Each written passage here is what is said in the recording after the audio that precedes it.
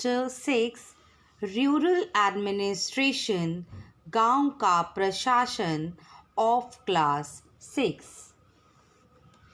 The chapter begins from a story, a quarrel in the village. गांव में झगड़ा. Mohan is a farmer. His family owns a small agricultural field which they have been farming for many years. Next to his field is Raghu's land, which is separated from his by a small boundary called a bunt. One morning, Mohan noticed that Raghu had shifted the bunt by a few feet. By doing so, he had managed to take over some of Mohan's land and increase the size of his own field. Mohan was angry but also a little frightened. Why he was frightened? Because Raghu's family owned many fields, and besides, his uncle was also the sarpanch of the village.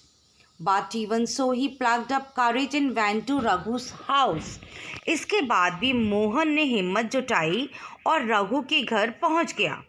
दोनों के बीच कहा सुनी हुई. रघु ने तो मानने से ही इनकार कर दिया कि उसने मेड़ को आगे बढ़ाया था और थोड़ी ही देर में उन दोनों में झगड़ा शुरू हो गया. रघु ने अपने एक मजदूर को बुला लिया. फिर दोनों ने मिलकर मोहन पर चिल्लाने लगे. फिर उन्होंने मोहन को मारना शुरू कर दिया.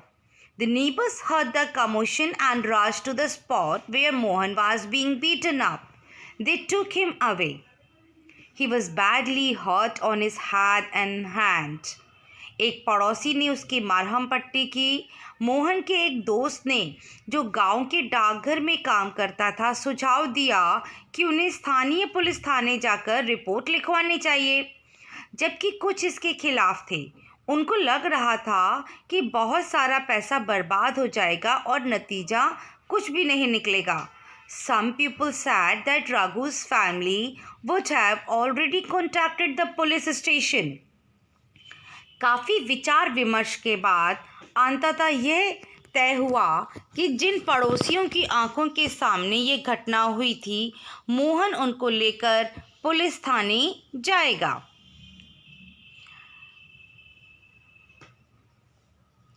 On the way to the police station, one of the neighbors asked, "Why don't we spend some more money and go to the main police station in the town?" तो मोहन ने समझाया कि बात पैसे की नहीं है. हम इसी थाने में अपना मामला दर्ज करवा सकते हैं क्योंकि हमारा गांव इसी के कार्यक्षेत्र में आता है. तो बच्चों, हर पुलिस थाने का एक कार्यक्षेत्र होता है.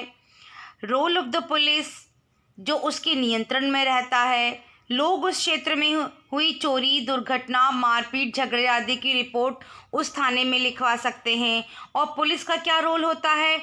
Maintenance of law and order, कानून और व्यवस्था को बनाए रखना, इन्वेस्टिगेशन ऑफ क्राइम और dispute, taking the help of court to settle a dispute, to provide security and establishing peace. The superintendent of police is in charge of all the police stations in a district. Individual police stations have their own station house officers called SHO, and every police station has an area that comes under its control. All persons in that area can report cases or inform the police about any theft, accident, injury, fight, etc. So to inquire, to investigate and take actions on the cases within its area is important responsibility of the police. Maintenance of land records. राजस्व विभाग का काम क्या होता है? राजस्व विभाग में बहुत सारे कर्मचारी आते हैं. उनमें से सबसे पहला है पटवारी. पटवारी का क्या काम होता है? Measuring land and keeping land record. जमीन को नापना और उसका रिकॉर्ड रखना, ये पटवारी का मुख्य काम होता है.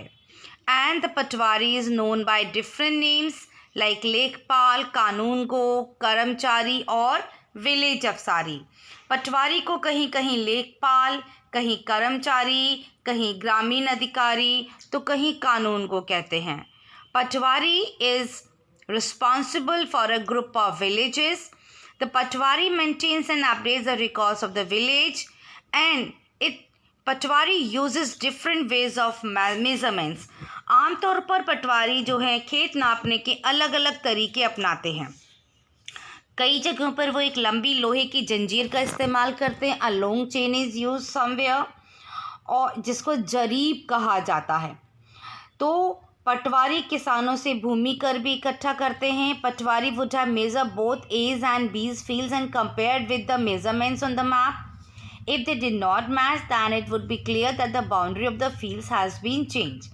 पटवारी उस चेन से जो है, अगर दो लोग हैं उनकी ज़मीन को नापते हैं, अगर ज़मीन का मेज़रमेंट मैप की जैसे समान नहीं होता है तो ये समझ में आ जाता है कि किसी एक ने कोई गड़बड़ी की है. द खसरा, यहाँ पर आप जो पिक्चर देख रहे हैं, इट इज़ द खसरा. खसरा क्या होता है? द खसरा record of the Patwari gives you information regarding the map given below. जो भी ज़मीन होती है, किसी की भी ज़मीन होती है, उसका रिकॉर्ड जो पटवारी के द्वारा रखा जाता है उसे खसरा कहते हैं. इस खसरे में जो है कई कॉलम्स आपको दिखाई दे रहे हैं. जैसे पहले कॉलम में आपका सीरियल नंबर है, दूसरे में है एरिया एंड हेक्टेयर, यानी कि ज़मीन कितनी है, फिर ज़मीन किसके नाम है, क्या ज़मीन किसी ने बटाई पर दी है तो येस और नो. इसके बाद कौन कौन सी फसलें बोई गई, कितनी जगह पर बोई गई हैं, क्या ज़मीन फैलो लैंड है, और ज़मीन पर किस किस कौन कौन सी फैसिलिटीज़ हैं. तो ये तो हो जाता है रिटन रिकॉर्ड. इसी रिटन रिकॉर्ड के हिसाब से पटवारी मैप बनाता है जो कुछ इस तरीके का दिखाई देता है. मैप में आप देख रहे हैं 1 2 3 4 5 जैसे लिखा हुआ है. वही खसरे में नंबर 1 पे जिसकी ज़मीन थी, यहाँ पर वहाँ पर मैप में 1 लिखा हुआ है. तो इस तरीके से एक पटवारी जो है खसरा के द्वारा रिटन रिकॉर्ड और मैप रिकॉर्ड रखता है, जिससे वो हर किसान की ज़मीन को मेज़र कर सकता है. मेंटेनेंस ऑफ लैंड रिकॉर्ड्स, पटवारी के अलावा और भी बहुत से कर्मचारी शामिल होते हैं. All states in India are divided into districts for managing matters relating to land. These districts are further subdivided. Bharat में सभी राज्य जिलों में बटे हुए हैं. ज़मीन से जुड़े मामलों की व्यवस्था के लिए इन जिलों को और भी छोटे खंडों में बांट दिया जाता है. These subdivisions of a district are known by different names such as tehsil, taluka, etc. जिले के उपखंडों को कई नामों से जाना जाता है, जैसे तहसील, तालुका इत्यादि. At the head is the district collector and under her are the revenue officers are also known as तहसीलदार.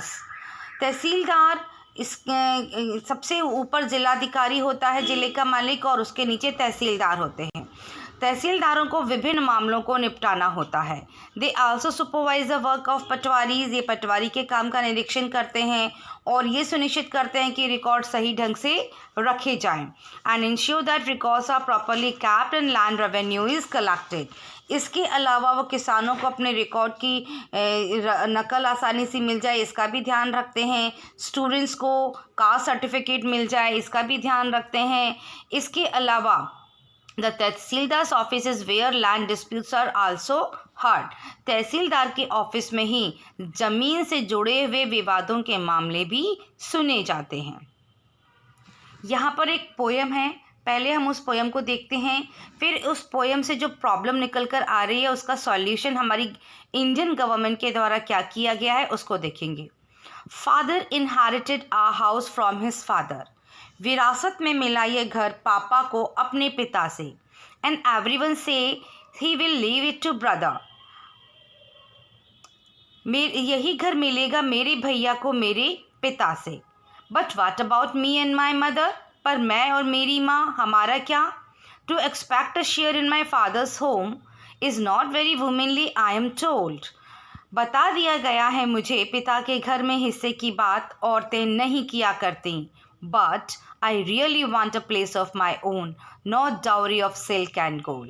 लेकिन मुझे चाहिए एक घर अपना, बिल्कुल मेरा अपना, नहीं चाहिए दहेज में रेशम और सोना.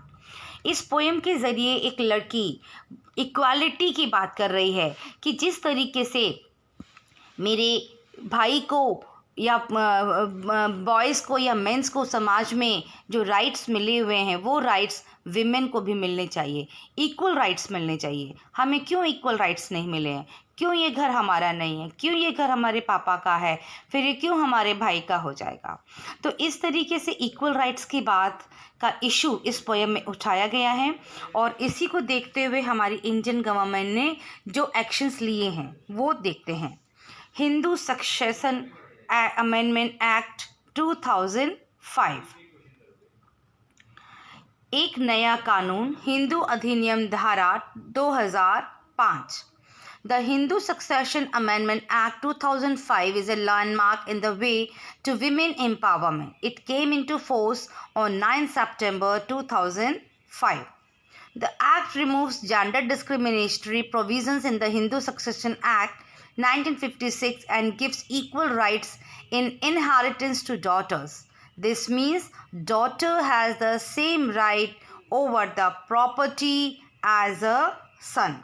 नए कानून के मुताबिक बेटों, बेटियों और उनकी माँ को ज़मीन में बराबर हिस्सा मिलता है। The act states that daughters will have the same rights as sons to reside in or seek partition of the family house. Economically, it can improve women's security by giving them birthright in property. All this shows that daughters and sons are equally important members of the family. इस कानून से बड़ी संख्या में औरतों को फ़ायदा होगा। इसको हम एक छोटी सी स्टोरी से समझते हैं। कैसे? स्टोरी है सुधा की। सुधा एक खेतीहर परिवार की सबसे बड़ी बेटी हैं। Sudha is the eldest daughter of an agricultural family. She is married and lives in a neighbouring village. अपने पिता की मृत्यु के बाद सुधा अक्सर खेती के काम में माँ का हाथ बटाने आती है।